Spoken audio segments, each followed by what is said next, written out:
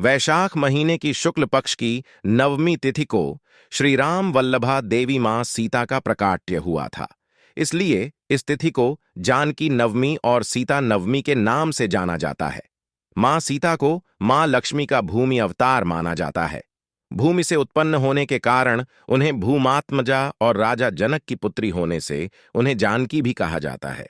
आज उनके प्राकट्य दिवस के अवसर पर उनके जन्म से जुड़ी उन पौराणिक कथाओं पर बात करते हैं जो अपने आप में कई रहस्यों से भरी है। मां सीता के बारे में वाल्मीकि रामायण और कई अन्य ग्रंथों में जो उल्लेख मिलता है, उसके अनुसार मिथिला के राजा विदेहराज जनक के राज्य में कई वर्षों से वर्षा नहीं हो रही थी। इससे चिंतित होकर राजा जनक ने जब राशियों से सलाह, मान्यता है कि बिहार स्थिति सीमा मढ़ी का पुनौरा गांव वह स्थान है जहां राजा जनक ने हल चलाया था। हल चलाते समय हल एक धातु से टकराकर अटक गया। तब जनक ने उस स्थान की खुदाई का आदेश दिया। कहा जाता है कि उस स्थान से एक कलश निकला जिसमें एक सुंदर सी कन्या थी। चूंकि राजा जनक निसंतान थे, उन्होंने कन्या को ईश्वर की कृपा मानकर पुत्री बना लिया।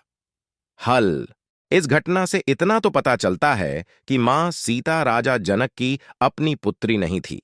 जहां जमीन के अंदर से कलश से प्राप्त होने के कारण सीता स्वयं को पृथ्वी की पुत्री मानती थी, वहीं वास्तव में सीता के पिता कौन थे और कलश में सीता कैसे आईं, इसका उल्लेख अलग अलग भाषाओं में लिखे गए रामायण और दूसरी कथाओं से प्राप्त होता है।